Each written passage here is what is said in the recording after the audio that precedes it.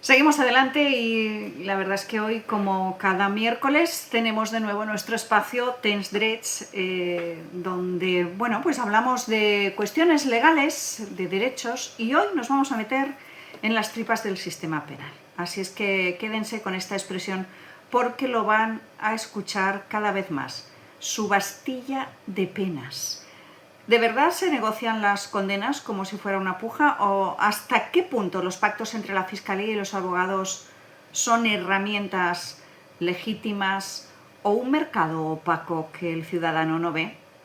Tenemos ahora mismo, por ejemplo, el caso del fiscal general del Estado en el banquillo, acusado por revelación de secretos, que ha puesto todas estas cuestiones bajo el foco directamente. Correos internos que salen a la luz, ofertas de conformidad filtradas a la prensa, conversaciones que se graban. Y una pregunta inquietante de fondo es aquello de: ¿podemos confiar en que las decisiones sobre nuestra libertad y nuestro prestigio se toman con absoluta imparcialidad? ¿O hay demasiada política, jerarquía y cocina detrás de todo esto?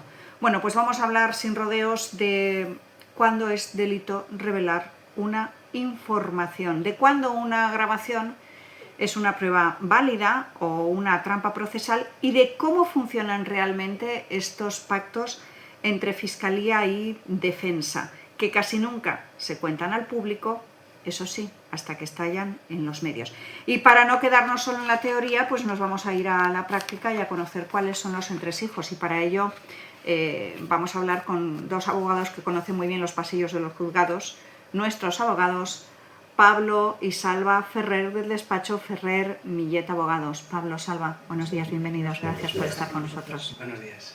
Bueno, os voy a pedir hoy que nos ayudéis a entender qué hay de verdad y qué hay de mito o de peligroso en esta famosa subastilla de penas, y también en los pactos que hay detrás del juicio al fiscal general del Estado. Así es que, si os parece, empezamos. Pues vámonos directamente a hablar sobre qué es el delito de descubrimiento y revelación de secretos y cuáles son sus notas esenciales. Pablo.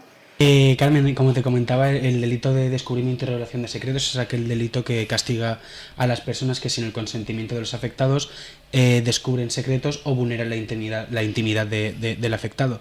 Esto se puede hacer mediante la interceptación de documentos personales, mediante la utilización de mecanismos técnicos de escuchas, mediante los sistemas de grabación tanto de imagen como de sonido, y ahora también afecta a lo que es la captación de datos que se encuentran en ficheros electrónicos. El delito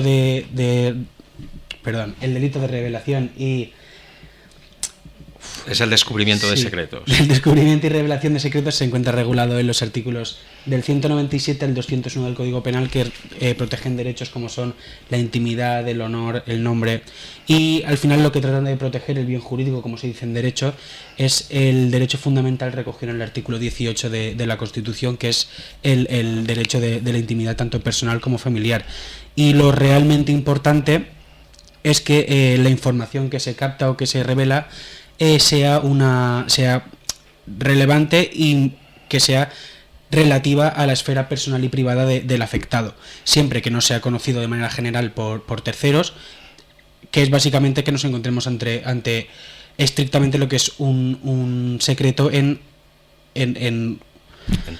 términos jurídicos. Se trata de un delito de mera actividad, es decir, no es de resultado, lo cual quiere decir que no es suficiente que se acceda a esta información que no se tiene consentimiento, no es necesario ni que se utilice ni que se produzca un daño. Luego también es un delito doloso, con lo cual no se puede cometer con imprudencia, y como último dato característico es un delito de acción y no de omisión. En el tipo básico, que está regulado en el artículo 197.1 del Código Penal, se castiga la pena de la revelación y descubrimiento de secretos con penas de 1 a 4 años de prisión y con multas de 12 a 24 meses. Salva, ¿en qué consiste la modalidad agravada del delito de revelación de secretos cuando lo comete un empleado, una autoridad o un funcionario público? Carmen, como ha dicho Pablo, él ha dado razón un poco del tipo básico del delito. es verdad que el Código Penal contempla también unos supuestos como delito agravado, especialmente cuando esta revelación o descubrimiento de secretos es efectuada por funcionario público o por personas que tienen una especial profesión. Me explico. En un primer supuesto hay una agravación, perdón, la pena es superior a la del tipo básico que ha explicado Pablo, e incluso lleva aparejado la inhabilitación del cargo o de la profesión. En un ejemplo claro sería lo que sucede con el fiscal general del Estado, es decir, atendiendo a su cargo público, ha tenido acceso a una información y la ha revelado, la ha divulgado. Ese sería uno de los dos supuestos agravados. El segundo supuesto agravado, también con penas superiores y que lleva aparejado una inhabilitación, para la profesión o para ese cargo, es el supuesto, para que lo veamos también claro, el supuesto pues de abogados, de médicos, de psicólogos, que atendiendo a su profesión tienen acceso a determinada información privada y sensible de sus clientes y la divulgan y la revelan sin el consentimiento de esos clientes. Al final, en ambos supuestos agravados, no solamente se protege la intimidad de la persona sobre la que se divulga esa información, sino que además, en el caso de que sea un funcionario público o por razón de su cargo público la persona que comete el delito, lo que se trata es de proteger incluso el correcto funcionamiento de esa función pública o el correcto desempeño del cargo. En el segundo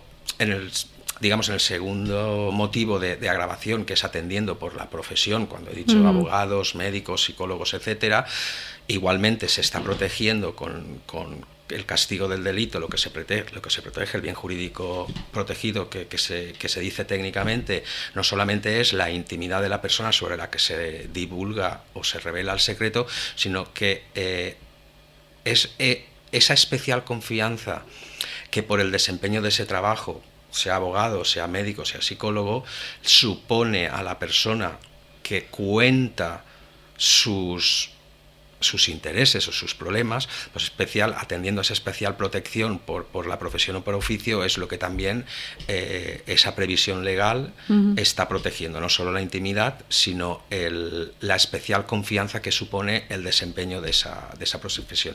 Y esos serían los dos supuestos agravados respecto del tipo básico que ha dicho explicado Pablo. Pero, Pablo, y ahora que estamos en estas cuestiones, grabar un vídeo, hacer una grabación de un audio sin avisar a la otra persona que le estoy grabando, ¿eso lo puedo hacer? ¿Es legal? Pues la verdad es que sí, Carmen, grabar una conversación en la que uno mismo participa, ya sea con audio o incluso con vídeo, que sea imagen y audio, es perfectamente legal en España, incluso aunque no avisemos a la otra persona o a las otras personas.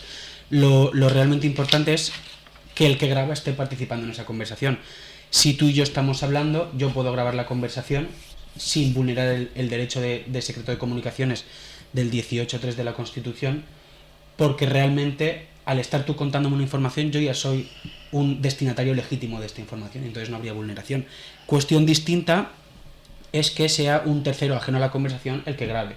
Si un tercero coloca sistemas técnicos de captación de sonido o de imagen o de lo que sea de una conversación ajena, aquí sí que estaríamos hablando de un delito de revelación de secretos, porque hay del artículo 197.1 que hablábamos en la primera pregunta, porque hay una persona que está captando una conversación sin consentimiento con la intención de descubrir secretos o simplemente de vulnerar la intimidad. Como hemos dicho, es un delito de mera actividad.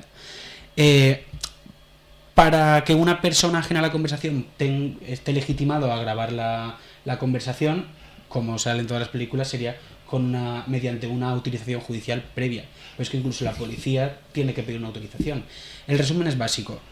Si tú participas en la conversación, puedes grabar la conversación sin ningún tipo de permiso ni autorización. Si tú no participas en la conversación, sí que vas a tener que recabar previamente una autorización judicial bajo la posibilidad de incurrir en una responsabilidad penal por esta vulneración de la intimidad. Pero entonces, Salva, ¿puedo utilizar una grabación que he realizado, sea de audio o de vídeo, sin consentimiento en un juicio? O además de en un juicio, ¿Puedo difundir esa grabación? Carmen, son dos cuestiones distintas. Como ha dicho Pablo, en una conversación en la que yo participo, puedo grabarla, incluso no necesito ni pedir autorización. Lógicamente, después, en un juicio, puedo utilizarla como prueba cuando yo tenga un juicio con esa persona, con el otro interlocutor en el que he grabado. De hecho, los tribunales así lo vienen admitiendo. Ahora bien, una cosa es utilizar esa grabación en un juicio y otra cosa es difundirla o divulgarla. Eso es harina de otro costal. Es más, hemos dicho que yo puedo grabar una conversación, tengo una conversación contigo, la puedo grabar sin decirte nada y la puedo utilizar en un juicio. Lo que no puedo hacer es grabar una conversación contigo en la que te estoy incitando a que tú mismo te autoinculpes. Uh-huh. Porque entonces sí que podríamos entrar en un terreno un poco pantanoso, porque hay un principio constitucional que es que nadie está obligado a autoinculparse de un delito o a declarar contra sí mismo. Entonces, si yo esa conversación la he preparado y la llevo por derroteros, donde tú te acabas, sin saber que estás siendo grabada, te acabas autoinculpando de un delito, esa utilización después en juicio no es tan fácil. Si recordamos, hubo un ejemplo muy claro de este ejemplo que estamos poniendo, el famoso caso del padre Coraje en Cádiz, cuando matan a su hijo en una gasolinera y él se infiltra en el mundo del AMPA, uh-huh, de aquella zona, en la organización que se suponía que había dado muerte a su hijo. Y eso trajo, pues, al final sí que creo que recuerdo que obtuvo una condena, pero trajo muchas nulidades y mucho recorrido judicial. Con lo cual, un poco resumiendo, puedo utilizar en un juicio la conversación que yo he grabado con mi interlocutor, lo que no puedo es utilizarla, o probablemente me digan que esa conversación es ilegal o es nula si he provocado una autoinculpación. El otro aspecto era divulgarlo. Yo no puedo divulgar una conversación que hemos tenido tú y yo si no recabo tu autorización, porque ahí sí que estamos entrando dentro de la revelación de secretos o la divulgación de secretos que afecta a la intimidad de las personas. Dicho esto, también es cierto que hay resoluciones judiciales que han admitido grabaciones de terceros para utilizarse en juicio, pero siempre que uno de los dos interlocutores o uno de los interlocutores en esa conversación haya autorizado que ese tercero lo grabe. O sea, por terminar y un poco y dejar claro, se puede utilizar en juicio la grabación que yo hago de una conversación en la que yo participo, pero no puedo utilizarla si lo que ha sido preparar esa conversación para provocar que uno de los interlocutores se autoinculpe, porque en ese caso sí que el tribunal pudiera decir que es ilícita y declarar su nulidad. Uh-huh. Pablo, y en el caso del fiscal general del Estado, ¿por qué algunos medios hablan en este caso de insólita laguna legal? ¿Qué consecuencias podría tener para la validez del juicio? Pues se habla de una insólita laguna legal porque estamos realmente en una situación que nunca se ha visto antes en España. Tenemos al fiscal general del Estado que, por poner en contexto, los jueces son independientes y cada juez puede juzgar conforme a su saber y entender, aunque sea el juez del pueblo más pequeño de España. Él juzga libremente sin ningún tipo de directriz, mientras que lo que es la Fiscalía sí que es un órgano jerarquizado, los de arriba mandan sobre los de abajo. Entonces tenemos al fiscal general del Estado, que es la cúspide de este sistema jerárquico, que además es único en toda España, que no es que dependa de las comunidades autónomas, es único. Lo tenemos sentado en el banquillo de acusados y la persona que va a ejercer la acusación pública es un subordinado suyo. Me refiero, en el estatuto orgánico del Ministerio Fiscal se autoriza al fiscal general del Estado a que a través de circulares de directrices y ordene al resto de fiscales cómo deben de hacer su trabajo, pero no únicamente de manera genérica, sino también para un caso concreto.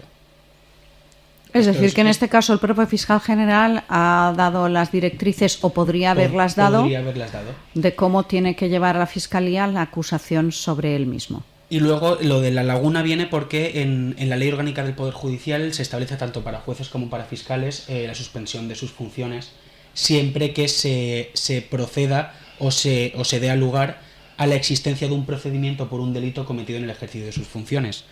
Sin embargo, el juez instructor de esta causa no suspendió al fiscal general del Estado por decir que la naturaleza del fiscal general del Estado es distinta de las de cualquier persona de la carrera fiscal. Entonces, si el fiscal general del Estado ha seguido en el cargo durante este procedimiento, teniendo en cuenta todos los poderes que tiene por estar arriba de la cúspide, cualquier observador objetivo y razonable puede entender que aquí puede entender que va a haber lugar a la nulidad de este procedimiento por la vía del 238.3 de la Ley Orgánica del Poder Judicial, por haberse pasado por alto determinados aspectos que son esenciales para no generar indefensión, lo cual puede dar lugar también a impugnaciones del procedimiento que previsiblemente acaben dilucidándose en los tribunales europeos. Sí, Carmen, porque no es lo que sale en los medios de que dependiendo de qué medio hay pruebas o no hay pruebas, es más posible la condena o no, sino que después quien se vea perjudicado por la sentencia, sean las acusaciones particulares o sea la acusación pública, tiene base suficiente para solicitar la nulidad o lo que tenga que solicitar. Que vamos, en este que caso, da igual cuál sea el resultado y el veredicto, se va a poder anular.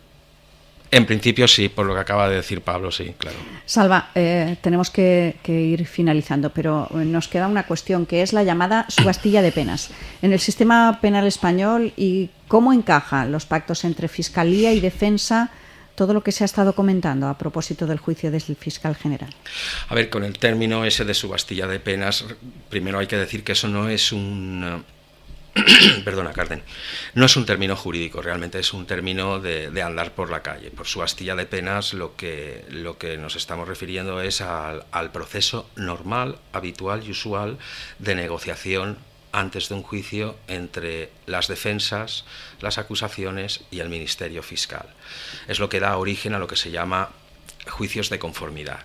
Por poner un ejemplo para que todos podamos ver un poco cómo funciona, estamos en el ámbito, básicamente hay tres tipos de procedimientos en nuestro sistema penal: los juicios rápidos, el sumario y el procedimiento abreviado. Pues por poner un ejemplo, estamos en procedimiento abreviado para unos determinados delitos y hasta un número máximo de años de pena. A ti cuando te citan a juicio no te citan a juicio directamente, sino que primero hay una primera citación para conformidad, que se llama. En esa primera citación para conformidad tú acudes al juzgado y lo que te dicen es ¿quiere usted hablar con el fiscal? Y tú entras y le dices: señor fiscal, mire, no voy a llegar a ningún tipo de acuerdo, o no quiero llegar a ningún tipo de acuerdo, o no le voy a plantear ningún tipo de acuerdo porque entiendo que tengo bases legales suficientes para conseguir una absolución. O a lo mejor tú ves las pruebas de las que dispones, las pruebas que obran en la causa, y dices: madre mía, aquí nos vamos a comer hasta el postre. Con lo cual le dice: señor fiscal, mi cliente, a cambio de reconocer los hechos, pues interesaríamos una reducción de la condena que puede llegar incluso hasta el tercio, con otros beneficios, y así dictamos una sentencia donde hemos reconocido los hechos, nos declaramos culpables. Eso también supone una agilización, porque si yo no quiero un acuerdo, se me citará para juicio dentro de X meses. Si quiero un acuerdo, en ese momento cerramos y se dicta la famosa sentencia de conformidad. ¿Esto quiere decir que es el fiscal el que te ofrece el pacto o es la defensa quien ofrece el pacto? No. Es algo que es dinámico. No es que te ofrezcan o que tú pidas. Es que ocurre en todos los juicios. No hay que haya un correo que el abogado diga, como en el caso del fiscal general del Estado, pues nos vamos a reconocer culpables de estos delitos fiscales a cambio de la reducción, pero eso no quiere decir que haya sido el abogado o que haya sido el Ministerio Fiscal. Insisto, es algo más dinámico. Claro, ¿qué pasa? Lo que decimos siempre: cuando un procedimiento judicial, aparte de los elementos estrictamente jurídicos, le vamos añadiendo aderezos, adornos del tipo cuestiones políticas y cuestiones mediáticas, pues un poco los pies se salen del tiesto. Pero realmente esto para la cuestión jurídica en el caso del fiscal general del Estado no importa, no tiene ninguna importancia. A ver, es objeto de debates acalorados entre los políticos y en los medios de comunicación, pero para tomar una decisión si hubo o no hubo una divulgación y una revelación de secretos y por lo tanto si existió el delito, eso no tiene ninguna importancia. Entonces hay que ver que estos pactos son algo normal, habitual, y en muchas ocasiones es incluso deseable, porque si las pruebas y las evidencias son tan claras que van a suponer una condena, pues vamos como abogados, no siempre podemos conseguir una absolución, sino que nuestra misión es obtener el mejor resultado posible para el cliente. Vamos a ello, pero no es una cuestión de que haya oscurantismo en la justicia o que los tribunales, los fiscales y los abogados hacemos cosas raras, no, es algo habitual. Lo que pasa que después se magnifica todo una vez entran cuestiones políticas y trasciende a los medios de comunicación. Pues, bueno, yo creo que lo hemos aclarado suficientemente. Entiendo que nuestros oyentes ya saben qué es lo que está ocurriendo, qué se está juzgando y sobre todo, bueno, qué supone y cómo todas estas cuestiones. De todas formas, si alguien tiene alguna duda sobre esta u otras cuestiones, lo puede aclarar en nuestro número de WhatsApp en el 6612 79085 o poniéndose directamente en contacto con vuestro despacho, Ferrer Millet Abogados, en info@ferrermillet.legal y allí pueden realizar la consulta sobre esta o cualquier otra cuestión que les afecte. Pablo y Salva, muchísimas gracias por haber estado con nosotros. La semana que viene os espero con más temas. De acuerdo, Muchas gracias, Carmen. Carmen.